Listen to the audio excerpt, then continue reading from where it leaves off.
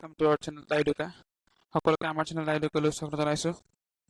আজি আমি আমাৰ 16 তাৰিখে যিখন বাজেট উত্থাপন হ'ল অসম বিধানসভাত তাৰ মূল যিবিলাক কথা সেই কথাখিনি আমি আলোচনা কৰিম। পাৰ্টত মই এই গোটেই বাজেটখন আলোচনা কৰিম, যিহেতু গোটেই বাজেটখন এটা ভিডিঅ'তে আলোচনা কৰাটো মোৰ পক্ষে সম্ভৱ নহয়। আমি যদিও গোটেই বাজেটখন আমি আলোচনা নকৰোঁ, কিন্তু তাৰ কিছুমান কি পইণ্ট মানে হৈছে যে কিছুমান মূল কথা আমি সৰুকৈ আলোচনা কৰিম। গোটেই বাজেটখনটো মই ইয়াত আলোচনা কৰিব নোৱাৰোঁ। গতিকে সকলোকে মই জনাইছোঁ যে আমাৰ এইবাৰ যি 2021-22 বৰ্ষৰ বাজেট, এই বাজেটখন উত্থাপন কৰিছে শ্ৰদ্ধা আমাৰ বিত্তমন্ত্ৰী ডাঙৰীয়ানী শ্ৰীমতী অজন্তা নেওগ বাইদেৱে। তেখেত গোলাঘাটৰ বিধায়িকা আৰু তেখেতে আমাৰ শ্ৰদ্ধাৰ মুখ্যমন্ত্ৰী ডাঙৰীয়া ডক্টৰ হিমন্ত বিশ্ব শৰ্মাৰ নেতৃত্বত যি চৰকাৰ, বিজেপি চৰকাৰ, সেই চৰকাৰৰ ফালৰ পৰা এই বাজেটখন উত্থাপন কৰিলে। আমাৰ সংবিধানত 112 নম্বৰ অনুচ্ছেদত যি ফাইনেন্সিয়েল বাজেট, সেই বাজেটখনৰ কথা উল্লেখ আছে, কিন্তু সেয়া আমাৰ চেন্ট্ৰেল চিষ্টেমত যিটো বাজেট উত্থাপন হয়। কিন্তু আমাৰ ভাৰতবৰ্ষত কি হয়, চিষ্টেমটো কোৱাচি ফেডাৰেল। প্ৰত্যেকখন ৰাজ্যৰে নিজৰ ক্ষমতা আছে, গতিকে সেই ক্ষমতাৰ আঁত ধৰি পেলাই প্ৰত্যেকখন ৰাজ্যৰ নিজৰ বাজেট উত্থাপন হয়। কেন্দ্ৰৰ যিখন বাজেট সেইখন গোটেই ভাৰতবৰ্ষৰ কাৰণে হয়, কিন্তু ৰাজ্যৰ বাজেটসমূহ ৰাজ্যখনৰ হিতৰ কাৰণে উত্থাপন কৰা হয়। গতিকে আমাৰ এই বছৰৰ 2021-22 বৰ্ষৰ কাৰণে যিখন বাজেট, সেই বাজেটখন উত্থাপন কৰিছে আমাৰ বিত্তমন্ত্ৰী ডাঙৰীয়া অজন্তা নেওগে। গতিকে সেই বাজেটখনৰে কিছু কথা আমি সৰুকৈ আলোচনা কৰিম। গতিকে আহক আমি পলম নকৰি আগবাঢ়োঁ আজি আমাৰ এই বাজেটখনলৈ। আৰু তাৰ লগতে মই কৈ দিছোঁ, এই ভিডিঅ'টোত যিমানখিনি পইণ্ট আছে, সেই পইণ্টখিনি আমি যিখন বাজেট ভাষণ আছে, সেই বাজেট ভাষণখনৰ পৰা হুবহু তুলি দিছোঁ। তাত কোনো ধৰণৰ আমি এডিট কৰা নাই। গতিকে মন্ত্ৰী ডাঙৰীয়ানী যিখিনি কথা যেনেকৈ লিখিছে সেনেকৈ আমি ইয়াত হুবহু তুলি দিছোঁ। কেৱল মাত্ৰ সেই পইণ্টবিলাকৰ ওপৰত আমাৰ কিছু আলোচনা বা আমাৰ যি মত, সেই মত আমি দিবলৈ চেষ্টা কৰিছোঁ। এয়া একান্ত ব্যক্তিগত, ইয়াত কোনো ধৰণৰ বেলেগৰ পৰা আমি মত লৈ দিয়া নাই, আমি কি ভাবিছোঁ, গতিকে আমি সেই কথাখিনি আপোনালোকক জনাম। এইবাৰ যি বাজেট আছিলে, সেই বাজেটখন আমাৰ বিত্তমন্ত্ৰী ডাঙৰীয়ানীয়ে জ্যোতিপ্ৰসাদ আগৰৱালা, ৰূপকোঁৱৰ জ্যোতিপ্ৰসাদ আগৰৱালাই এটা কবিতাৰে আৰম্ভ কৰিছে। গতিকে তেওঁ বৰ সুন্দৰকৈ গোটেই বাজেটখন আমাৰ ৰাজ্যৰ হিতৰ কাৰণে বনাইছে। গতিকে আহক আমি পলম নকৰি আজিৰ এই যি কি পইণ্ট অফ আছাম বাজেট 2021-2022 এটা সৰু অভাৰভিউ আমি কৰোঁ। আৰু এই গোটেই বাজেটখন পাৰ্টকৈ আহিব, এটা ভিডিঅ'তে সকলোখিনি সামৰি লোৱাটো অসম্ভৱ। গতিকে এইটো প্ৰথম পাৰ্ট। গতিকে আহক আমি আগবাঢ়োঁ।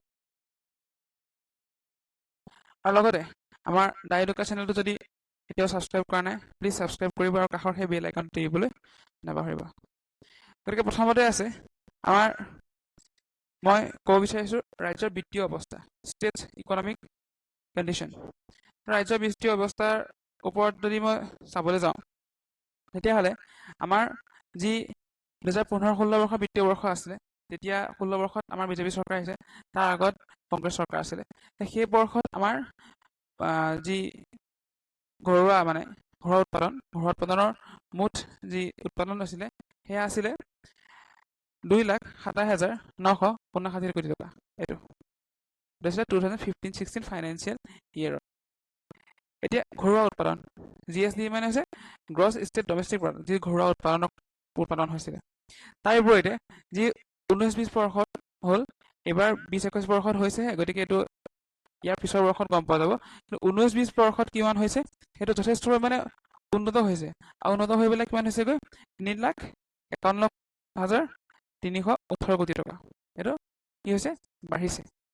2015-16তকৈ 2019-20ত বাঢ়িছে। এইটো বহুত ভাল কথা আমাৰ কাৰণে। আৰু ইয়াৰ যি বৃদ্ধি হাৰ, সেয়া হৈছে 7.55, সেইটো হৈছে 11.12%। 11.12% সেইটো হৈছে হাৰ। 19টো এডিচনেলি লগ হৈছে দেই, চৰি। এইটো 11.22% হৈছে আমাৰ যি বৃদ্ধিৰ হাৰ। তাৰ বিপৰীতে কি হৈছে, যিটো স্থিৰ মূল্য ৰাজ্যখনৰ যিটো ঘৰুৱা উৎপাদন, স্থিৰ মূল্য ঘৰুৱা উৎপাদন কনষ্টেণ্ট প্ৰাইচ যিটো, সেইটো 2015-16 বৰ্ষত আছিলে, এয়া হৈছে এইটো আপোনাৰ 1,91,109 কোটি টকা। কিন্তু 2019-20 সেয়া কি হৈছেগৈ, যথেষ্ট বৃদ্ধি হৈছে। 1,91,109 কোটি টকাৰ বিপৰীতে 2019-20 বৰ্ষত সেয়া বৃদ্ধি পাই কিমান হৈছেগৈ, 2,48,796 কোটি টকা, যিটো যথেষ্ট বৃদ্ধি হৈছে। আৰু ইয়াৰ যি বৃদ্ধি হাৰ সেয়া হৈছে 7.55%, মানে 7.5%। এতিয়া আমি এটা কথা গম পালো যে ঘৰুৱা উৎপাদনেই হওক বা স্থিৰ মূল্য উৎপাদনেই হওক, এয়া যথেষ্ট আমাৰ ৰাজ্যখনৰ বৃদ্ধি হৈছে। কিমানতকৈ, 2015-16 বৰ্ষতকৈ বিজেপি চৰকাৰ অহাৰ পিছত যি 4 বছৰ কাৰ্যকাল আছিলে তাত বৃদ্ধি হৈছে। ইয়াত এখন তালিকা কৰা হৈছে। তালিকাখনত কি কৰা হৈছে যে যোৱা 4 বছৰত 16-17, এতিয়া এই তালিকাখনত মই 16-17 পৰা লৈছো, যদিও আমাৰ যিখন বাজেট আছে তাত 15-16 পৰাই আছে, কিন্তু ইয়াত মই 16-17 পৰা লৈছো, কাৰণ 16 চনত চৰকাৰ সলনি হৈছে, সেইকাৰণে 16-17 পৰা লৈছো। 16-17 পৰা যদি চাবলৈ যাওঁ, বাজেটৰ আৰু এক্সপেণ্ডিচাৰ যথেষ্ট ধুনীয়াকৈ মিলি আছে। যদি আমি চাওঁ 16-17 বাজেট কিমান ধৰিছিলে, 66,142.17 কোটি টকা। এই গোটেইকেইটা বস্তু কোটি টকা, কোটিত আছে, কৰোৰ, এয়া চব কোটিত আছে। কিন্তু ব্যয় কিমান হৈ গ'ল, 41,931 কোটি টকা। গতিকে আপোনালোকে চাব পাৰে যে যথেষ্ট ধুনীয়া এটা ৰেচিঅ' মিলি আছে।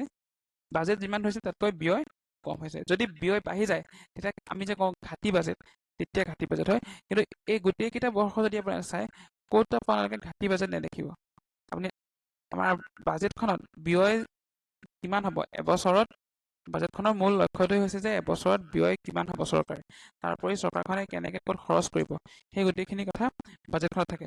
আৰু সেই এটা নিৰ্দিষ্ট লক্ষ্য আমাৰ ধৰি লোৱা হয়, আৰু চৰকাৰে সেই লক্ষ্যটোত উপনীত হ'বলৈ চায়। পইচা যদি কমি আছে ৰাজহ, তেতিয়াহ'লে ৰাজহ তেওঁলোকে বিভিন্ন ধৰণৰ টেক্স লগায় বা অন্য ফালৰ পৰা হ'লেও ৰাজহটো বৃদ্ধি কৰিবলৈ চায়। কিন্তু তাৰ উপৰি যদি কি হয়, ব্যয় কম হৈ যায়, তেতিয়াহ'লে চৰকাৰৰ সেইটো লাভ, আৰু সেইটো এখন ভাল বাজেটৰ লক্ষণ।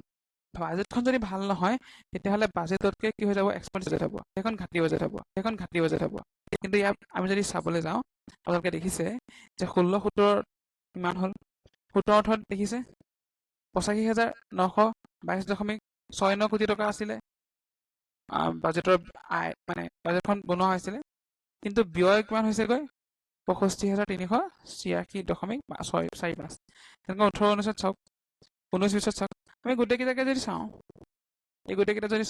ইয়াত কোনো ধৰণৰ ঘাটি বাজেট আপোনালোকে দেখিবলৈ নাপায়। ইয়াত বাজেট যিমান ধৰিছে তাতকৈ ব্যয় সদায় কমেই হৈ আছে। গতিকে এটা কথা ডাঠি ক'ব পাৰোঁ যে 16 চনৰ পৰা যি বাজেট উত্থাপন হৈছে, সেই বাজেট যথেষ্ট ভাল বাজেট আৰু সুন্দৰ বাজেট, কোনো ধৰণৰ ঘাটি হোৱা নাই। এতিয়া আমি চাম বাজেটখনৰ কিছুমান কি পইণ্ট। সকলোখিনি পইণ্ট মই লোৱা নাই, ইয়াত আমাৰ প্ৰয়োজনীয় যিখিনি পইণ্ট, সেই পইণ্টখিনি লোৱা হৈছে। এই পইণ্টখিনিক আমি সৰুকৈ আমি আলোচনা কৰিম। এতিয়া আলোচনা কৰিবলৈ যোৱাৰ আগতে বিত্তমন্ত্ৰী ডাঙৰীয়ানে প্ৰথমতে কৈ লৈছে যে আমাৰ ক'ভিড যি অতিমাৰী, আপোনালোকে সকলোৱে জানেই যে ক'ভিড অতিমাৰীয়ে যথেষ্ট পৰিমাণে ক্ষতি কৰিছে। গতিকে আমি বাজেটখন তাৰ ওপৰত নিৰ্ভৰ কৰিয়ে বনোৱা হৈছে। গতিকে প্ৰথমতে আমি চাওঁ যে ইয়াত লিখিছোঁ, our government has upgraded 701.85 kilometre of road under NHAI। ইয়াত NHAI মানে নেশ্যনেল হাইৱে অথৰিটি অফ ইণ্ডিয়াৰ কথা কোৱা হৈছে। যদি আপোনালোকে ইয়াৰ ফুল ফৰ্মটো নাজানে, NHAI national highway authority of India. তাৰ ভিতৰত কিমান কিলোমিটাৰ পথ বনোৱা হৈছে, 701.85 কিলোমিটাৰ পথ কি কৰা হৈছে, উন্নত কৰা হৈছে। কি হ'লে, 4 লেন। সকলোৱে গম পায় যে আমাৰ বিভিন্ন ধৰণৰ জেগাত বিভিন্ন ঠাইত 4 লেনৰ কাম আৰম্ভ কৰি আছে, আৰু টোটেল 701.85 কিলোমিটাৰ পথ কি কৰিছে, 4 লেনলৈ উন্নত কৰা হৈছে। তাৰপিছত আমি যদি চাওঁ যে 2020-21 বৰ্ষত যথেষ্ট ৰোড বা হাইৱে আমাৰ হ'ব, যিমান বেয়া বেয়া হৈ আছে সকলোখিনি হ'ব। আৰু মই আকৌ এবাৰ কৈছোঁ যে এই পইণ্টকেইটা মই কিছুমান পইণ্ট বাছি লৈ পেলাই লিখিছোঁ, প্ৰথমৰ পৰা লিখা নাই। বাজেটখনৰ প্ৰথমতে এই পইণ্টটো নাই। এই পইণ্টখিনি মই নিজে বাছি উলিয়াই এই পইণ্টখিনিৰ ওপৰত মই এটা ব্ৰিফ অভাৰভিউ কৰিছোঁ। মোৰ বোধেৰে এই পইণ্টখিনি আপোনালোকৰ কামত আহিব, কাৰণ বাজেটখনৰ সকলোখিনি পইণ্ট বা সকলোখিনি কথা সাধাৰণ জনতাৰ কাৰণে গোটেই বাজেটখন পঢ়াটো এটা সম্ভৱ নহয়। গতিকে মই যিখিনি প্ৰয়োজন সেইখিনি পইণ্ট মই উঠাই দিছোঁ। গতিকে আপোনালোকে ভুল নুবুজিব যে এই পইণ্টখিনি মই তাৰ পৰা কিছুমান কি পইণ্ট বাছি পেলাই নিজেই ইয়াত পুট কৰিছোঁ। এতিয়া ছেকেণ্ডত মই লিখিছোঁ ইয়াত ক'ভিডৰ কথা। ক'ভিডৰ কথাটো মই লিখিবই লাগিব, কাৰণ সকলোৱে দেখিছে আমাৰ বৰ্তমান কেনেকুৱা অৱস্থা হৈছে। 4-5খন জিলা এতিয়াও কাৰফিউৰ আছে। গতিকে কিমান দিন আমাৰ ইণ্টাৰেষ্টে খোলাই নাই। আৰু ৰিচেণ্ট আমাৰ মুখ্যমন্ত্ৰী ডাঙৰীয়াই কৈছে যে 15 আগষ্টৰ আগত কোনো কাৰণত আন্তঃজিলা যাতায়াত সম্ভৱ খোলা নহ'ব। গতিকে যি ক'ভিড মহামাৰী সেই ক'ভিড মহামাৰীত আপোনালোকে সকলোৱে দেখিছে আমাৰ যোৱাটো কাৰ্যকালৰ যি স্বাস্থ্যমন্ত্ৰী আছিল ডক্টৰ হিমন্ত বিশ্ব শৰ্মা, তেওঁ মুখ্যমন্ত্ৰী হ'ল। গতিকে এইবাৰ আছে পুলিবৰ সমষ্টিৰ বিধায়ক শ্ৰীযুত হিমন্ত ডাঙৰীয়া। তেওঁ যথেষ্ট কষ্ট কৰি আছে, আৰু আমি চবখিনি বেয়া কৈ থাকিলে নহ'ব, আমি ভালৰো সদায় কি কৰিব লাগে, গুণ গাব লাগে, প্ৰশংসা কৰিব লাগে। গতিকে আমি সকলোৱে দেখিছোঁ যে মুখ্যমন্ত্ৰী হওক, স্বাস্থ্যমন্ত্ৰী হওক যথেষ্ট কষ্ট কৰিছে, আৰু আন মন্ত্ৰীসকলেও যথেষ্ট কষ্ট কৰি আছে। গতিকে মই ছেকেণ্ড পইণ্টটো সেইকাৰণে মই ইয়াত কি পইণ্ট হিচাপে লৈছোঁ যে বৰ্তমান সময়ত কি কৰিছে, ক'ভিড চিকিৎসাৰ বাবে চৰকাৰী চিকিৎসালয়ত 20,476খন বিচনা ব্যৱহাৰ কৰি থকা হৈছে। ইয়াৰে 16,461খন আছুতীয়া বিচনা, 2,964খন অক্সিজেনযুক্ত বিচনা আৰু 1,151খন ICU বিচনা ব্যৱহাৰ কৰা হৈছে। এই পইণ্টটো মই সেইকাৰণে কি পইণ্ট লিখিছোঁ, ইয়াত মই ইংৰাজী লিখি দিছোঁ, কিন্তু মই বুজাওঁতে অসমীয়াত কৈ দিছোঁ। টোটেল বেড কিমান আছে, 20,476খন বেড, মানে 20,776খন বেড বৰ্তমান ক'ভিডৰ কাৰণে ব্যৱহাৰ কৰি থকা হৈছে। এয়া বাজেটত কোৱা হৈছে। তাৰে আছুতীয়া বিচনা হিচাপে আছে 16,461খন, 2,964খন কিমান আছে অক্সিজেনযুক্ত, আৰু 1,151খন বেড কিমান আছে ICU। ঠিক আছে। তাৰপিছতে এটা পইণ্ট লিখিছোঁ, এই পইণ্টকেইটা যথেষ্ট প্ৰয়োজনীয়, আমি জানিব লাগে। আচলতে আমি সকলো ফালে দেখোঁ কেতিয়াবা চৰকাৰক ইমানেই মানে আলোচনা বিলোচনা কৰা হয়, কিন্তু এইবোৰ কথা আমি জানিব লাগে। এইবোৰ বাজেটত সুন্দৰকৈ আমাৰ বিত্তমন্ত্ৰী ডাঙৰীয়াই কৈ দিছে। তো ইয়াতে কি দিছে, জৰুৰীকালীন সেৱা for emergency service 600 ICU beds are being built at Guwahati medical college GMCHত 600খন ICU বেড বৰ্তমান কি কৰা হৈছে, নিৰ্মাণ কৰি থকা হৈছে। তাৰে 200খন গুৱাহাটী চিকিৎসা মহাবিদ্যালয়ত, ইয়াত মই ব্ৰেকেটত লিখিছোঁ 200খন গুৱাহাটী মেডিকেল কলেজত আছে। তাৰ বাদে বাকী 100খন সৰু সজাই থকা অস্থায়ী যি আমাৰ ক'ভিড কেয়াৰ চেণ্টাৰ আছে তাত আছে। হ'ল। তাৰপিছত আমি যদি চাবলৈ যাওঁ, থাৰ্ড পইণ্টটো লিখিছোঁ, total number of ICU beds has been increase to 1540, 1,544খন, with approximately 1,099 ICU beds dedicated covid patient. Number of oxygen support beds have also' been increase ইমান। গতিকে আপোনালোকে দেখিছে যে ICU সংখ্যা কিমানলৈ বৃদ্ধি কৰা হৈছে, 1540খনলৈ কি কৰা হৈছে, ICU বেডৰ সংখ্যা বৃদ্ধি কৰা হৈছে। তাৰ লগতে 1,099খন বিচনা ক'ভিড ৰোগীৰ কাৰণে তেওঁলোকক দি আছে, ডেডিকেট বুলি কৈছে, উৎসৰ্গিত। ডেডিকেট শব্দটো ইয়াত লগাই দিছোঁ, ডেডিকেটেড টু ক'ভিড পেচেণ্ট, মানে তেওঁলোকৰ কাৰণে উৎসৰ্গিত কৰা হৈছে। আৰু শেষত কি হৈছে যে অক্সিজেন সংলগ্ন বিচনাৰ সংখ্যা কিমান বঢ়াইছে, 3,855। গতিকে চাওক আপোনালোকে যে চৰকাৰে কিমানখিনি কষ্ট কৰি আছে। তাৰ পিছৰ পইণ্টটো লিখিছে, ইয়াত মই কৈছোঁৱেই যে বিত্তমন্ত্ৰী ডাঙৰীয়াই যেনেকৈ কোৱা হৈছে মই তেনেকৈ হুবহু উঠাই দিছোঁ, ইয়াত কোনো এডিট কৰা নাই। সেইকাৰণে ইয়াত এটা লিখি দিছে স্পীকাৰ ছাৰ। বাইদেৱে প্ৰথম আপোনালোকে যেতিয়া বাজেট উত্থাপন কৰে দেখিছে প্ৰতিটো পইণ্ট কৰাৰ আগত অধ্যক্ষ মহোদয়, শ্ৰদ্ধাৰ অধ্যক্ষ মহোদয় সেইখিনি কথা কৈ থাকে। গতিকে ইয়াত সেইকাৰণে স্পীকাৰ ছাৰলৈ কৈছে। তাৰপিছত আছে যে I wish to convey to this August House that till now 77,000 77,86,900 people above the age of 18 years were given free COVID vaccine. তাৰপাছতে মই সকলোকে অনুৰোধ জনাওঁ যে আপোনালোকে যদি ঘৰত আছে যদি এতিয়াও ভেকচিন লোৱা নাই প্লিজ ওচৰৰ কেন্দ্ৰলৈ যাওক ভেকচিনেটেড হওক আৰু এতিয়া ভেকচিনে একমাত্ৰ আৰোগ্য হোৱাৰ উপায় গতিকে কি হৈছে যে 77,86,900 লোক above 80 years 18 বছৰতকৈ ঊৰ্ধ্বৰ 77,86,900 people বৰ্তমান কোভিড ভেকচিনেটেড হৈ গৈছে অফিচিয়েলি এইটো অফিচিয়েল ডাটা এইটো কোভিড ভেকচিনেটেড হৈছে এইটো ডাবল ড'জ ছিংগল ড'জ বুলি কথা নাই ভেকচিনেটেড হৈছে আৰু আপোনালোকে প্লিজ যদিও এতিয়া ওলোৱা নাই ওচৰৰ কেন্দ্ৰলৈ যাওক কোভিড ভেকচিন লওক গতিকে এইকেইটা হৈছে কি পইণ্ট মই কৈছোঁৱে যে গোটেইখিনি পইণ্ট মই লোৱা নাই জাষ্ট কি পইণ্ট কেইটামান মই লৈ পেলাই আপোনালোকক দেখাইছোঁ নেক্সট আপোনালোকে সকলোৱে শুনিছিলে মাজতে যে বৰদোৱা থানখনৰ এটা প্ৰকল্প নিৰ্মাণ কৰি থকা হৈছে আৰু বৰদোৱাত সকলোৱে জানে আমাৰ মহাপুৰুষ শ্ৰীমন্ত শংকৰদেৱৰ জন্মস্থান আৰু তাতে আমাৰ এই চৰকাৰে কি কৰিছে 188 কোটি টকাৰ এটা প্ৰজেক্ট তাত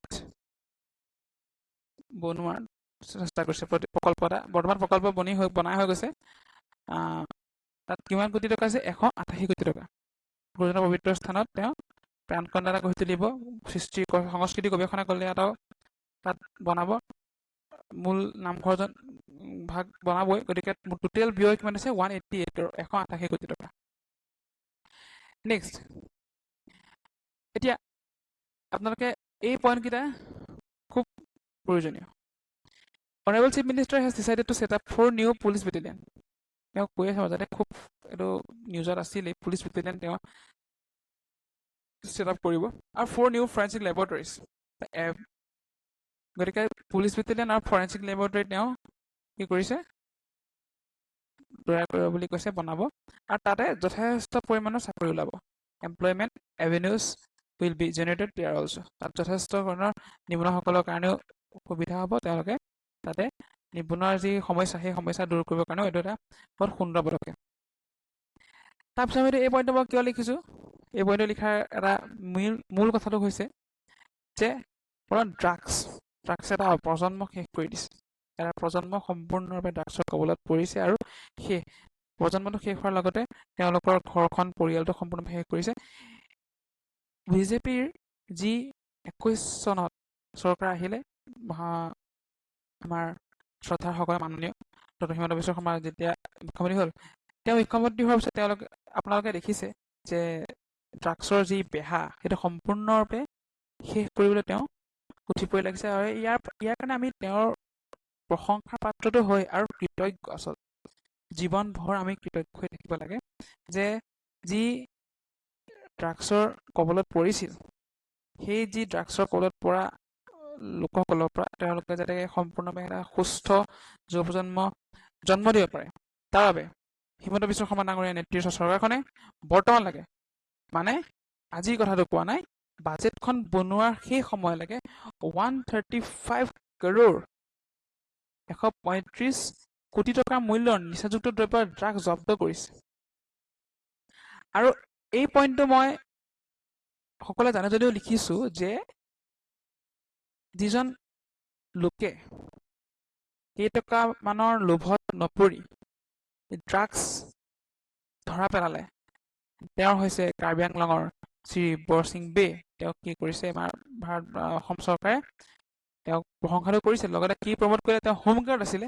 এতিয়া পুলিচ কনিষ্টবললৈ প্ৰশংসা কৰিলে এই পইণ্টটো মই এইটো কাৰণে লিখিছোঁ যে চৰকাৰে মানুহক ৰাইজক কি কৰিব পাৰে প্ৰশংসা কৰিব পাৰে তেওঁ এজন অতি সুন্দৰ হোমগাৰ্ড আৰক্ষী আৰু চৰকাৰে তেওঁক প্ৰশংসা কৰাৰ লগতে যে তেওঁ যি কেইটামান টকাৰ লোভ নকৰি পেলাই চৰকাৰ সহায় কৰিলে তাৰ বাবে তেওঁ কি কৰিলে পুলিচ কনিষ্টবলে তেওঁক উন্নত কৰিলে ঠিক আছে নেক্সট কি কৰিছে এইটো আপোনালোকে জানিবলগীয়া এটা পইণ্ট মই লিখিছোঁ যে বৰ্তমান গম পাইছে যে কোভিড মহামাৰীয়ে বহুতৰে প্ৰাণ লৈছে এইটো আৰু মই তেওঁলোকলৈ মোৰ যি শ্ৰদ্ধাঞ্জলি জ্ঞাপন কৰিছোঁ।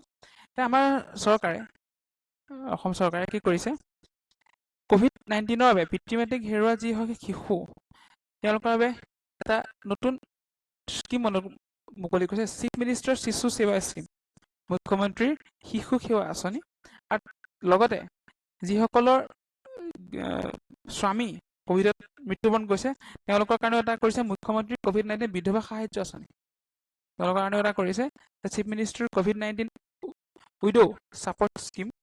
তেওঁলোকক কি কৰিব যে প্ৰতিগৰাকী বিধৱা 2.5 লাখ 2.5 লাখ টকা দিব। আৰু এইটো বৰ্তমান হৈ গৈছে। যদি বাতৰি আপোনালোকে চাই আছে গম পাব যে এইটো 2.5 লাখ টকা তেওঁৰ বৰ্তমান মুখ্যমন্ত্ৰীয়ে দিছে। এইটো যথেষ্ট এটা আদৰণীয় পদক্ষেপ, কাৰোবাৰ পিতৃ মাতৃ একেবাৰে নাইকিয়া হৈ গৈছে, কাৰোবাৰ স্বামীয়ে ঘৰখনৰ মূল চালিকা শক্তি আছিল, তেওঁ নাইকিয়া হোৱাৰ পিছত তেওঁ এটা ফাইনেন্সিয়েল হেল্প দিছে, 2.5 লাখ টকা দিছে এককালীন। তাৰপিছত দিছে যে in order to extend a wholesome support of the government in form of financial assistance to remaining families, an amount of INR 1 lakh shall be provided the next of kind of disease. তো তাৰ পিছত কি কৈছে যে বাকী যিমানখিনি পৰিয়াল আছে তেওঁলোকক কি কৰিব, নিকটাত্মীয় 1 লাখ টকা আগবঢ়াব। মৃতকৰ নিকটাত্মীয় মানে ধৰক একেবাৰে ঘৰৰ নহয়, তেওঁৰ ঘৰত বহুকেইজন ফেমিলি মেম্বাৰ আছে, তেওঁৰ কোনোবা এজন ঢুকাল, তেতিয়া তেওঁলোকক 1 লাখ টকা দিব, বুজিছেনে? Remaining families an amount of 1 lakh provided the next kind of disease বুলি কৈছে।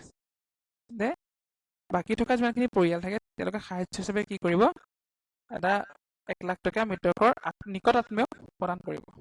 ঠিক আছে, বুজি পালে? সম্ভৱ আপোনালোকে এটা ব্ৰিফ অভাৰভিউ দি আছোঁ, মই কিছুমান কি পইণ্ট উলিয়াই আছোঁ, গোটেইখিনি নহয়, গোটেইখিনি দিয়াটো অসম্ভৱ আমাৰ কাৰণে, কিন্তু যিখিনি আমাৰ জানিবলগীয়া কথা সেইখিনি কৈ আছোঁ। নেক্সট, মাইক্ৰ' ফাইনেন্স, এটা অতি ট্ৰেণ্ডিঙত থকা নিউজ। মাজতে একদম আন্দোলন হ'ল, কিবা হ'ল, কিন্তু মোৰ বোধেৰে সেইটো আন্দোলন হ'বলৈকে একো বিষয় নাছিল। আমি মাইক্ৰ' ফাইনেন্সৰ ঋণ লৈছোঁ, আমি কিবা কৰিছোঁ, গতিকে সেইটো কাৰণে চৰকাৰক দোষী লাভ নাই। চৰকাৰে যথেষ্ট চিন্তা চৰ্চা কৰি সকলোৱে ভালৰ কাৰণে এইটো দিম বুলি কৈছে, কিন্তু মাইক্ৰ' ফাইনেন্সৰ কথাটো হৈছে কি যে যি মাইক্ৰ' ফাইনেন্সৰ কথা আমাৰ মুখ্যমন্ত্ৰী ডাঙৰীয়াই কৈছিলে যে মানে ঋণ প্ৰদান কৰিব। প্ৰথম পইণ্টটো দিছোঁ যে এখন আঁচনি লৈছে, Assam micro' finance institution regulation of money lending act 2020। So' সেই যিখন মানে এক্ট বৰ্তমান আইন প্ৰণয়ন কৰিছে, তো সেইকাৰণে কি কৰিছে যে যি সুত লৈছিল তাৰ পৰা কিছু মানে তেওঁলোকৰ অৰ্থনৈতিকভাৱে সহায় কৰিব, এই যিখন এক্ট। তাৰপিছত কি কৰিছে চৰকাৰে, এই গোটেইখিনি কথা মই কৈ থকাৰ লগে লগে হ'ল একেলগে কৈ দিছোঁ। 3টা কেটেগৰীত ভাগ কৰিছোঁ। পইচাটো কেনেকৈ দিব চাওক। প্ৰথম কেটেগৰী কেছ 1 বা কেটেগৰী 1, এইটো কেটেগৰী 1ত কি কৰিছে, নিয়মিতভাৱে ঋণ পৰিশোধ কৰি থকা গ্ৰাহকসকলক অন্তৰ্ভুক্ত কৰা হৈছে আৰু ঋণ পৰিশোধৰ ক্ষেত্ৰত তেওঁলোকে নিয়মানুৱৰ্তিতা মানি চলাৰ বাবে উদগনিমূলক। যদি আপুনি মাইক্ৰ' ফাইনেন্সৰ ঋণ লৈছে, যদি সময়মতে পৰিশোধন কৰিছে, তেতিয়াহ'লে তেওঁলোকক কি ক'ব, এটা 25,000ৰ উদগনিমূলক ইনচেণ্টিভ এটা দিব, যে তেওঁলোকে যে পইচাটো লৈ সময়মতে ঋণ পৰিশোধ কৰিছে সেইটো দিব। 2 নম্বৰতে, যিসকলে 1ৰ পৰা 89 দিনলৈকে ঋণ পৰিশোধ নকৰাকৈ আছে সেইসকল গ্ৰাহকক শ্ৰেণী 2 অন্তৰ্ভুক্ত কৰা হৈছে। যিসকলে ঋণ ল'লে তেওঁলোকে 1ৰ পৰা 89 এই ইমান দিনৰ ভিতৰত যদি ঋণ পৰিশোধ কৰা নাই, সেইটো 2 নম্বৰ। এইবিলাক কি কৰিছে যে পৰিশোধ যিখিনি কৰা নাই তেওঁলোকে কি কৰিব, পৰিশোধ নকৰাকৈ থকা ধনৰাশি প্ৰদান কৰা হ'ব, আৰু তাৰপিছত তেওঁলোকৰ একাউণ্টসমূহ মানসম্পন্ন হিচাপে শ্ৰেণীভুক্ত হোৱাৰ পিছত সেই সময়ত তেওঁলোকক কিস্তিসমূহ পৰিশোধ কৰাটো আৰম্ভ কৰাৰ পিছত তেওঁলোকক 25,000 টকা উদগনিৰ বাবে যোগ্য বিচৰা হ'ব। যদি তেওঁলোকে 1ৰ পৰা 89 দিনৰ ভিতৰত কোনো ধৰণৰ পইচা দিয়া নাই তেতিয়াহ'লে তেওঁলোকৰ একাউণ্টত যিমানখিনি পইচা দিবলগীয়া আছে সেইখিনি পইচা কি কৰিব চৰকাৰে দিব হ'ল তেওঁলোকক একাউণ্টসমূহত ধনৰাশি প্ৰদান কৰিব যে তাৰপিছত কি হ'ব সেই ধনৰাশি প্ৰদান কৰাৰ পিছত চৰকাৰে 25,000 তেওঁলোকক দি দিব হ'ল আৰু শেষত শ্ৰেণী 3 কেটেগৰী 3 তেওঁলোকে কি ক'ব যে যিসকল গ্ৰাহক মানসিকভাৱে চাপ সৃষ্টি হৈছে যে মই দিব নাই কি হ'ব কি নহ'ব সেইখিনি তেওঁলোকক কি কৰিব তেওঁলোকৰ একাউণ্ট NPS পৰিণত হ'ব আৰু শ্ৰেণী 3 অন্তৰ্ভুক্ত অন্তৰ্ভুক্ত কৰা হ'ব হ'ল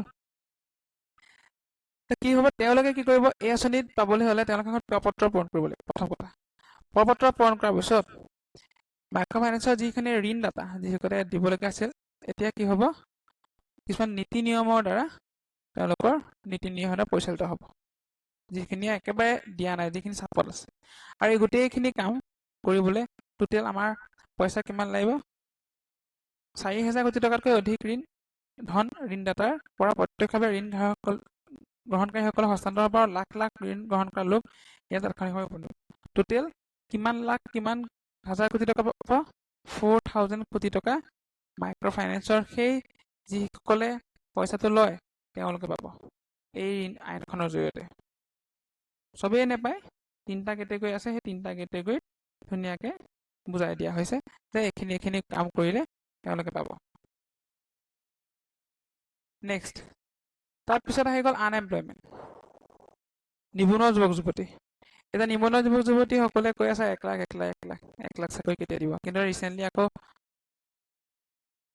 কি কৈছে 2 লাখ দিব কিমান দূৰ ফলপ্ৰসূ হয় আমি নাজানো বাৰু কিন্তু যিটো ৰিচেণ্ট নিউজত ওলাই আছে সেইটো কথা কৈছোঁ বাৰু 2 লাখ 1 লাখ আমি বাদ দিওঁ আমি মেইন পইণ্টকেইটালৈ আহোঁ প্ৰথম কথা নিবনুৱা যুৱক যুৱতী নিবনুৱা যুৱক যুৱতীসকলৰ কথা কি কৈছে যে বৰ্তমান অসমত যি নিবনুৱা যুৱক যুৱতীৰ যিটো ইছ্যু যিটো সমস্যা সেইটো যথেষ্ট মানে চিন্তা কৰিবলগীয়া কথা এতিয়া কি কৰিছে আমাৰ চৰকাৰখনে টোটেল 1 লাখ চাকৰি দিব বৰ্তমান 2 লাখ বুলি কৈছে কিন্তু প্ৰথম 1 লাখ আছিলে আৰু সেইটো কথা কোনে কৈছিল আমাৰ ডক্টৰ হিমন্ত বিশ্ব শৰ্মা নেতানী চৰকাৰখনে 2021 বৰ্ষৰ 11 মে তাৰিখে প্ৰথম কেবিনেটত কৈছিলে যে 1 লাখ চাকৰি প্ৰথম যি বুধবাৰে কেবিনেট বহে তাৰ প্ৰথমখন কেবিনেট যিখন হৈছিলে 11 মেত 2 মেত ৰিজাল্ট দিছিলে 11 মেত প্ৰথম কেবিনেট তেতিয়া 1 লাখ চাকৰিৰ কথা কৈ আছিলে তো বাজেটত এইটো কথা কৈছে আৰু বাজেটত এখন লিষ্ট দিয়া হৈছে কিন্তু সেই লিষ্টখন একজেক্ট নহয় তাত এটা কথা লিখিছে যে সূচকহে সেই যিখন লিষ্ট দিছে সকলোৱে সেইখন একদম হোৱাটছআপত শ্বেয়াৰ কৰি আছে বাট সেইখন একজেক্ট সিমানটা পদ নাই ক'ৰবাত কম বেছি হৈছে তাত এটা বস্তু লিখি দিয়া হৈছে যে এখন সূচক তালিকা এখন তালিকাহে এখন মানে কোনো ধৰণৰ একদম ডাইৰেক্ট নহয় যে ইয়াত এটা পইণ্ট লিখিছে বাজেটখনত যে বিভাগসমূহত থকা বৰ্তমানৰ খালী পদ সম্পৰ্কে আৰু প্ৰয়োজনীয়তা অনুসৰি নতুন পদ সৃষ্টি সম্পৰ্কে কমিটিক অৱগত কৰিছে প্ৰায় 1 লাখ খালী পদ তথা নতুন পদ সৃষ্টিৰ প্ৰস্তাৱ লাভ কৰিছে বিত্তীয় বিভাগৰ প্ৰয়োজনীয় খালী পদ সম্পৰ্কৰ তালিকা তলত গাঁঠি দিছে এইখন কিন্তু কি হৈছে এখন সূচক একদম একজেক্ট সিমানখিনি নাই ক'ৰবাত বেছি হ'ব ক'ৰবাত কম হ'ব কিন্তু 1 লাখটো হ'বই 1 লাখ হ'বই কিন্তু ক'ৰবাত কম বেছি হ'ব নেক্সট আহি গ'ল অৰুণোদয় সকলোৱে গম পাই আছে অৰুণোদয় কি যে 830 টকাকৈ পাই থাকে কোনে বিধৱা দুখীয়া বা দিব্যাংগ এই মহিলাসকলে কিমান পায় 830 টকা কিন্তু বৰ্তমান যিখন 2021-22 বৰ্ষৰ বাজেট তাত এই 830 টকাটো বঢ়াই পেলাই কিমান কৰিছে 1000 টকা কৰিছে 1000 টকা কৰিছে এইবাৰ পৰা মাহিলী সেইসকল মহিলাই 830ৰ বিপৰীতে 170 টকা বঢ়াই কিমান কৰিছেগৈ 1000 টকা কৰিছে সেইটো অৰুণোদয় আঁচনি ইনক্ৰিমেণ্ট হৈছে পইচাটো আৰু যি অৰুণোদয় আঁচনি সেই অৰুণোদয় আঁচনি কি কৰিছে বৰ্তমান প্ৰতিমাহে কিমানকৈ পাই আছে মানে চৰকাৰৰ পৰা কিমান হিতাধিকাৰীলৈ গৈ আছে 20,21,500 গৰাকী 20,21,500 গৰাকী হিতাধিকাৰীলৈ আমাৰ চৰকাৰে কি কৰি আছে পইচা দি আছে আৰু টোটেল কিমান এতিয়া এইবাৰ মোকলাই দিয়া হৈছে 167.78 কোটি টকা মুকলি দিয়া হৈছে। সেইটো আমাৰ অৰুণোদয় আঁচনি কিমান মোকলাই দিয়া হৈছে যে 167.78 কোটি টকা মোকলাই দিয়া হৈছে। এতিয়া ইমানখিনি বৰ্তমান দি আছিলে, কিন্তু ইয়াত কি লিখিছোঁ যে নতুন 1000 টকাকৈ দিলে কিমানে পাব 6.36 লাখ আৰু এক্সট্ৰা সেইটো এক্সট্ৰা এড হ'ব। কি হ'ব যে আমাৰ বৰ্তমান যি 1000 টকালৈ বৃদ্ধি কৰা সিদ্ধান্ত হৈছে এই আঁচনি অধীনত আমাৰ কিমান নতুনকৈ অন্তৰ্ভুক্ত হ'ব 6.36 লাখ। আগতে কিমান আছিলে 20,21,500।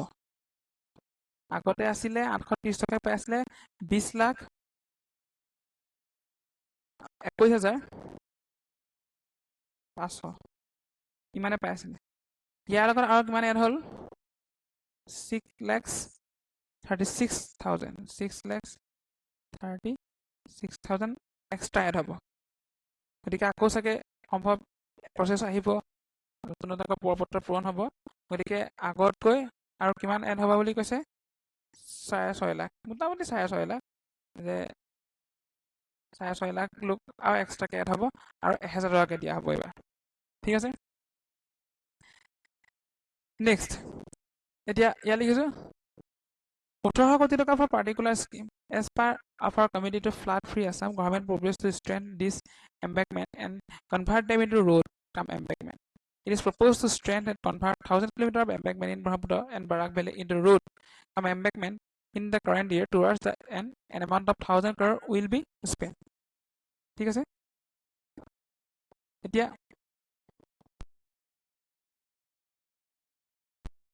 আমাৰ যি বানপানী কথা সকলোৱে জানোৱেই,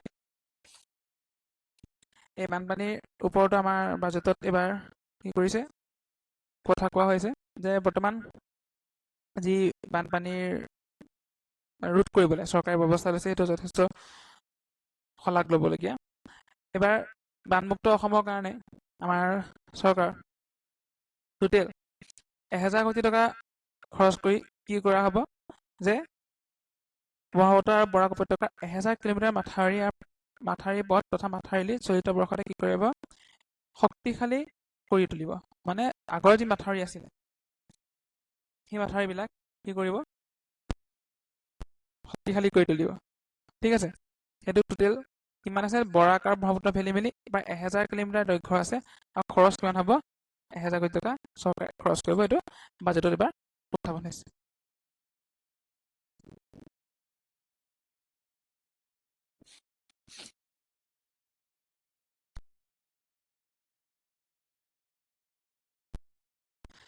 নেক্সট অংগনবাড়ী কৰ। অংগনবাড়ী আমাৰ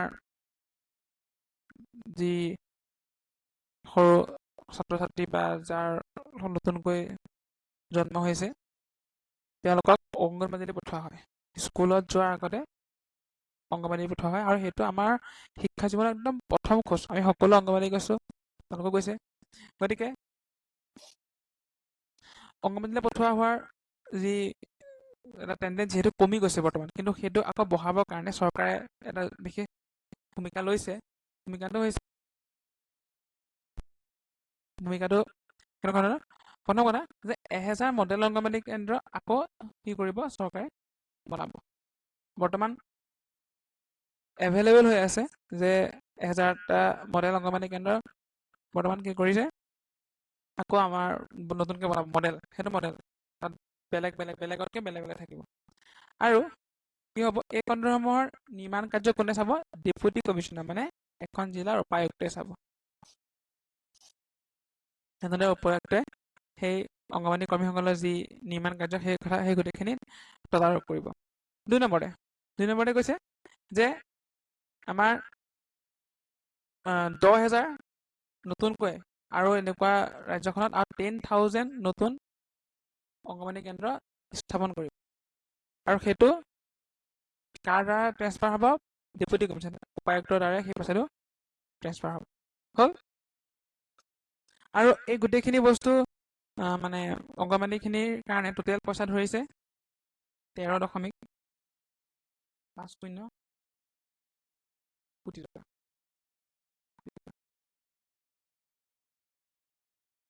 13.50 কোটি টকা ধাৰ্য কৰিছে। এই অংগনবাড়ী কৰ্মীৰ অংগনবাড়ীৰ যি নতুনকৈ বনাব বা মডেল অংগনবাড়ী যিখিনি বনোৱা হ'ব সেই গোটেইখিনিৰ কাৰণে কিমান লৈছে 13.50 crore 13.50 crore rupees চৰকাৰে ধাৰ্য কৰিছে। হ'ল। নেক্সট কি আছে,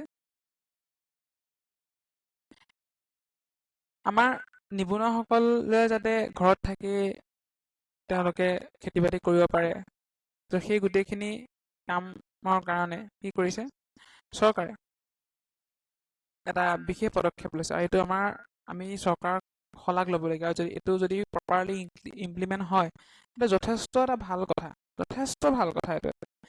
এইটো যদি প্ৰপাৰলি ইমপ্লিমেণ্ট হ'ব পাৰে। তো প্ৰথম কথা হৈছে কি, আমাৰ কি কৰিছে চৰকাৰে বা আমাৰ যিসকল যুৱক যুৱতী আছে সেই যুৱক যুৱতীসকলৰ কাৰণে কৃষি ক্ষেত্ৰত, বিশেষকৈ কৃষি ক্ষেত্ৰৰ কথা এইটো ইয়াত আছে যে 1500 মুৰা বাফেলো, এইটো এটা ম'হৰ জাতেই হয়, ইয়াৰ পৰা গাখীৰ যথেষ্ট পৰিমাণে পোৱা যায়।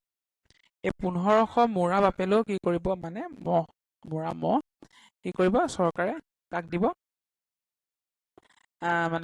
দিব।